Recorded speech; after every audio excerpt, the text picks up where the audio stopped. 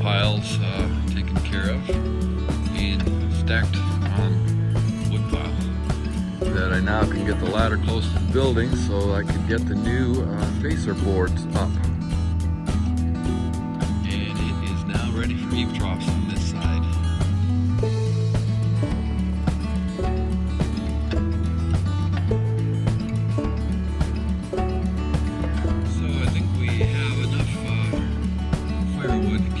For a few years, and after we've burned all this, we'll cut up the pallets and burn them. So the grandkids have been over here a couple of times picking black raspberries.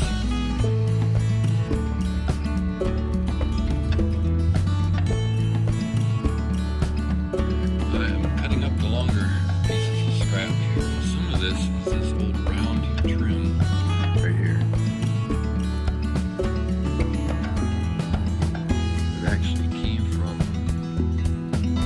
On these, there's a round piece on the face and also underneath the eaves. I'm going to try to replicate that, but I'll probably end up using closet pull or something because I haven't been able to save a lot of this stuff.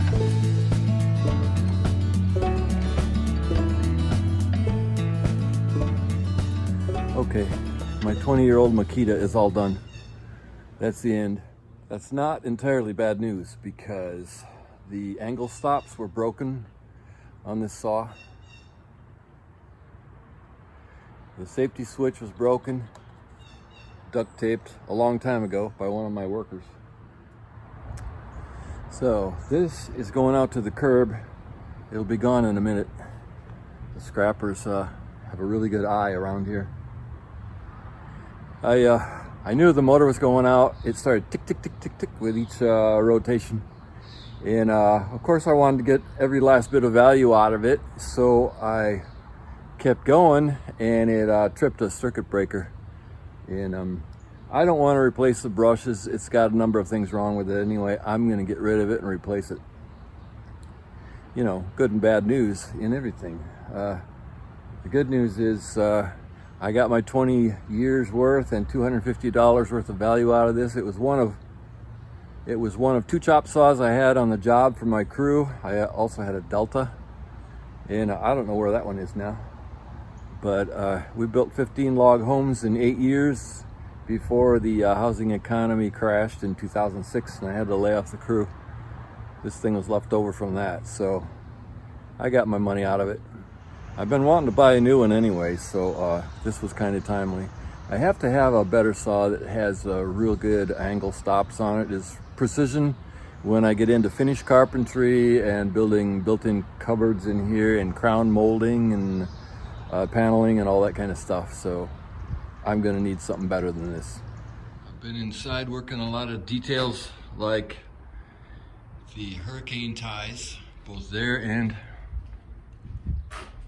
up here. Framing in the windows and doors. I just installed these angle rafters up here on the sides. I'm trying to reflect the theme of the upstairs rooms where the angle of the roof is part of the ceiling. I'm finishing the sheathing right along the skirt here, and then the house will be ready for house wrap.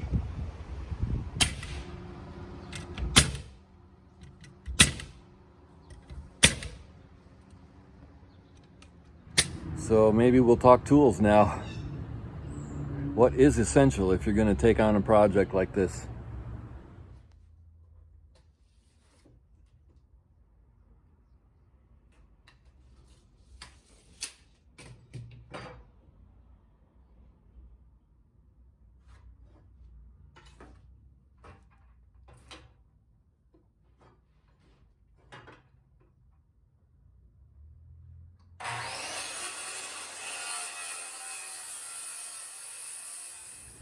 I used to tell my new workers to come to work with a tool belt, a hammer, and a tape measure. That was enough to get everybody started. And then I supplied the power tools and Basically, what I'm using on this project is mostly old power tools that I've had for a long time. So I'm still using my DeWalt circular saw. That's one of the basics. If you're gonna do something like this, you need a circular saw and a speed square. That saw is 20 years old. Also, something I use a lot, and probably every homeowner uses a lot, is the impact driver. An invaluable tool and an interchangeable drill bit holder.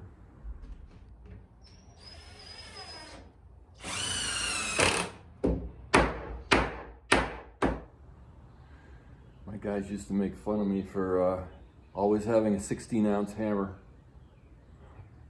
They were swinging these big 2-pounders that I never had the arm strength for that, to swing a hammer like that all day long. When it comes to power tools, I like yellow.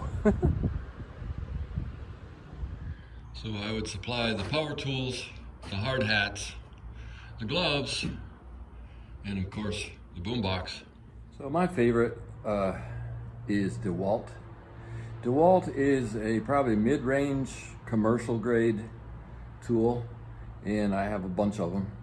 But I've used Makita, it's teal colored. I've used Milwaukee, red. I've used Bosch, which is blue. Lots of great brands out there. Of course, if you're just building one house, if you're just basically a homeowner, you can use much less expensive tools like Ryobi, which you can get at Home Depot. They're for the homeowner. They're not for the commercial builder. They used to have Black & Decker. That was replaced by Ryobi. You can get Wen, which I bought 2 air power tools. A framing nailer and my roofing nailer are both Wen, which I figured would do the job for one roof project, one framing project, and they're really cheap and seem to be built real well. I hardly got any misfires out of those at all. W-E-N. Those are orange. I like those because they match my hard hat.